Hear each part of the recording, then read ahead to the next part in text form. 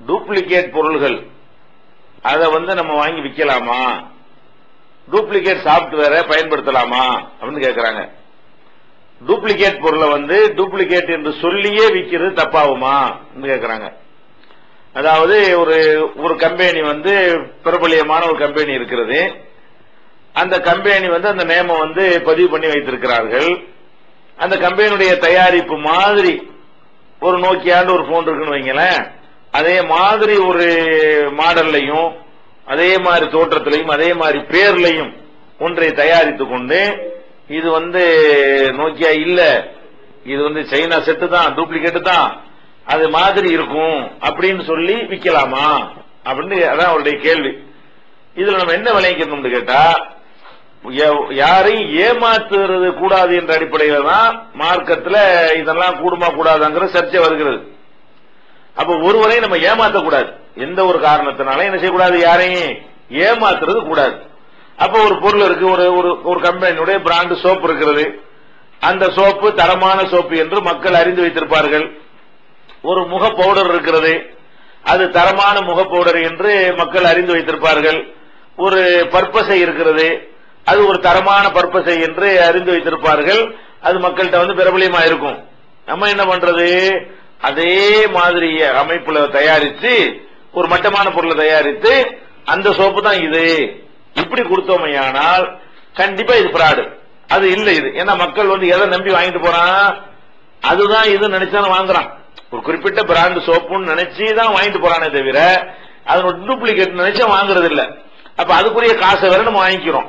அப்ப மக்களை நம்ம ஏமாத்தணும்னு சொன்னா, அவன் தரமான ஒரு பொருளை நினைத்துக் கொண்டிருக்கும் பொழுது தரமற்ற பொருளை நம்ம கொடுத்தோமையானால் அது கண்டிப்பா மோசடியில் சேர்ந்துரும்.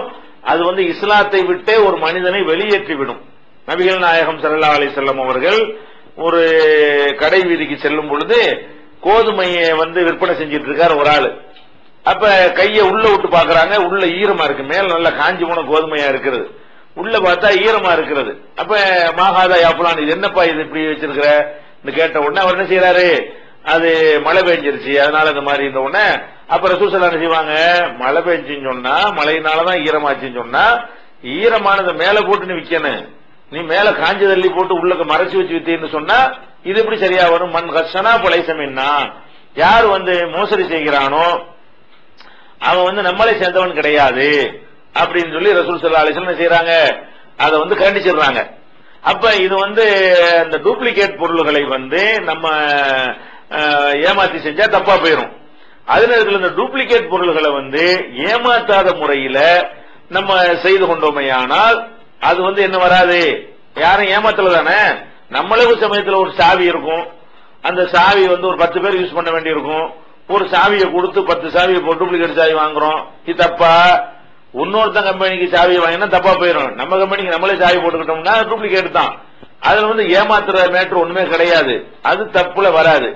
அதே மாதிரி ஒரு கம்பெனியுடைய தோற்றம் தரக்கூடிய அந்த பேரை போட்டா தப்பா போயிடும். நோக்கியாண்டு போடாம ஒரு குறிப்பிட்ட நேம போடாம அது மாதிரியாகத்தான் போடுறான், அந்த பேரை போடுற மாதிரி தெரியல.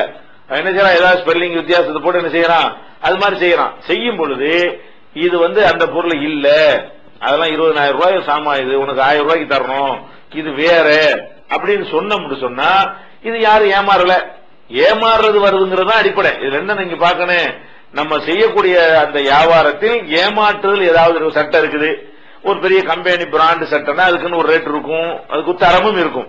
அந்த மாதிரி கம்பெனி சாயம் போவாது, சுருங்காது, இப்படிங்கிற மாதிரி அவன் ஒரு தரமா தயாரிப்பான். நம்ம ஒரு மட்டமான ஒரு சட்டையை தயாரிச்சுக்கிட்டு அந்த நேம போட்டு அது மாதிரி கொடுத்தோம்னு சொன்னா வாங்குறவன் ஏமாத்துறானா இல்லையா, வாங்குறவன் நம்பி வாங்கிட்டு போய் திட்டுவான் அப்புறம். அப்ப அந்த மாதிரி எந்த ஒரு மனிதரையும் ஏமாத்துறது இருக்குமேயானால் அது கூடாது. நீங்க ஏமாத்தாம இது ஒரிஜினல் கிடையாது, இது அந்த கம்பெனிக்கு அதுக்கு சம்பந்தம் இல்ல, இது சும்மா சாதாரண சோப்பு தான், இது சாதாரண ஒரு பவுடர் தான் அப்படின்னு சொன்னீர்களேயானால் அவங்க பேரையும் யூஸ் பண்ணாம, பேரை அதே பேரை யூஸ் பண்ணாலே பிராடு தான், போய் தானே அது. அவன் ஒரு எதை விளங்கி வைத்திருக்கிறான், அந்த பேர் இல்லாம ஒரு சின்ன சின்ன அதே கலரு, அதே மாதிரி தோற்றம், அதே மாதிரி கலர் டிசைன் அப்படி இருந்தா அதுல என்ன இல்ல, அந்த பேரை பயன்படுத்தாத வரைக்கும், அது உண்மையை சொல்லி விற்கிற வரைக்கும் என்ன இல்ல, அது மார்க்க தடுக்க இயலாது. நம்ம யாரையும் ஏமாத்தல, இதுதான் இதனுடைய அளவுகோல்.